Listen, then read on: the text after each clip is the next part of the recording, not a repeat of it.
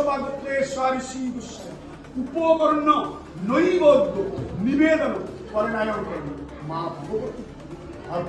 নির্বাচনের আবহে ধর্মীয় স্থানীয় প্রার্থীদের উপস্থিতি নতুন কিছু নয়। সেই ধারাবাহিকতায় এবার দিনহাটা বিধানসভা কেন্দ্রের বিজেপি মনোনীত প্রার্থী শ্রী অজয় রায় মহাশয় পুজো দিলেন ঐতিহ্যবাহী পাথরসন মাধাইখাল মন্দিরে।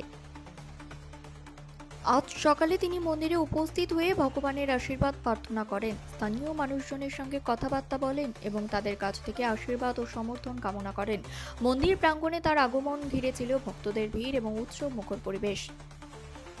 জানা গেছে, এই মন্দিরটি এলাকায় অত্যন্ত প্রাচীন এবং ধর্মীয় দিক থেকে অত্যন্ত গুরুত্বপূর্ণ। প্রতি বছর বহু ভক্ত এখানে এসে পুজো দেন এবং তাদের মনোবাসনা পূরণের জন্য প্রার্থনা করেন। সেই কারণেই নির্বাচনের আগে এই মন্দিরে পুজো দেওয়াকে বিশেষ তাৎপর্যপূর্ণ বলেই মনে করেছেন অনেকেই। অজয় রায় মহাশয় সাংবাদিকদের মুখোমুখি হয়ে বলেন, আমি মানুষের আশীর্বাদ এবং ঈশ্বরের কৃপা নিয়ে এগিয়ে যেতে চাই। এই নির্বাচনে আমি জয়ের ব্যাপারে আশাবাদী।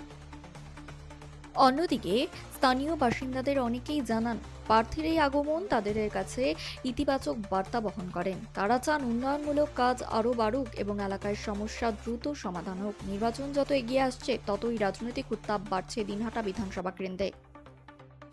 বিভিন্ন দলের প্রার্থীরা নিজেদের মতো করে প্রচারে জোর দিচ্ছেন। তারই অংশ হিসেবে ধর্মীয় স্থানে পুজো দিয়ে জনসংযোগ বাড়ানোর চেষ্টা করেছেন প্রার্থীরা।